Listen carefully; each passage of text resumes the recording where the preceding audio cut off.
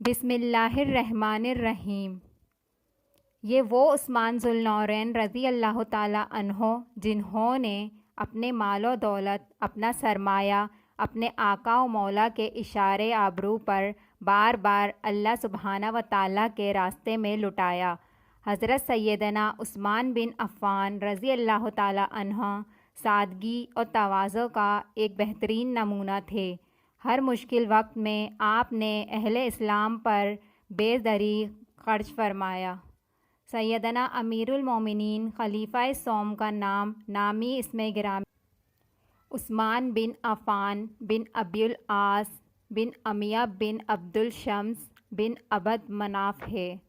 نبی کریم صلی اللہ علیہ وسلم اور حضرت عثمان رضی اللہ تعالیٰ عنہ کا نسب مبارک عبد مناف پر جا کر مل جاتا ہے۔ آپ کی کنیت ابو عبداللہ ہے۔ آپ کے لقب ذو النورین اور غنی ہے۔ آپ کو ذو النورین اس لیے کہا جاتا ہے کہ اللہ تعالیٰ کے آخری رسول کی 2 صاحبزادیاں یک کے بعد دیگرے آپ کے نکاح میں آئیں، اور غنی کا لقب آپ کو اس لیے ملا کہ آپ صاحب دولت و ثروت تھے اور اپنا مال غربا و مساکین پر بے شمار خرچ کرتے تھے۔ اہل بیت رسول پر اور جنگی تیاریوں میں خاص طور پر بہت زیادہ خرچ کیا کرتے تھے۔ آپ کی ولادت رافع فعل کے 6 سال بعد ہوئی۔ آپ کا بچپن نہایت سادگی اور پاکیزگی میں گزرا، حالانکہ زمانہ جاہلیت میں ہر طرف حرام چیزوں کا دور تھا۔ آپ جامع قرآن اور دین کی برہان تھے۔ حضرت عثمان رضی اللہ تعالیٰ عنہ کی شہادت 18 ذی الحجہ 38 ہجری میں ہوئی۔ آپ کی خلافت کی مدت 12 سال رہی۔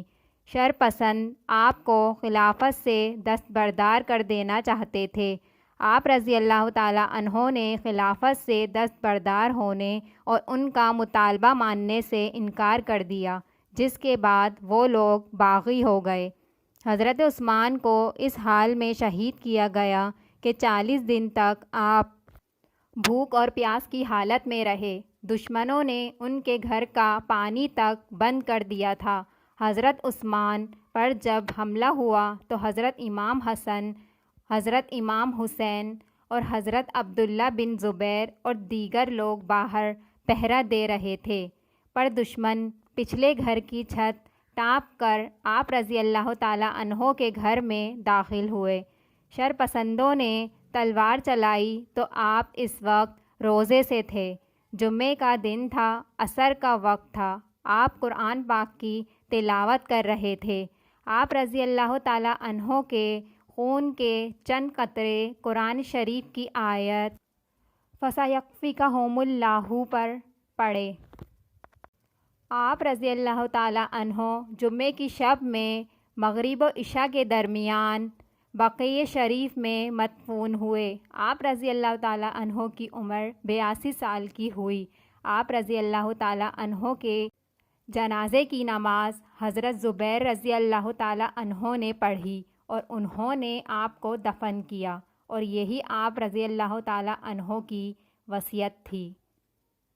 اگر آپ کو میری ویڈیو اچھی لگی ہو تو لائک اور سبسکرائب کرنا نہ بھولیے گا۔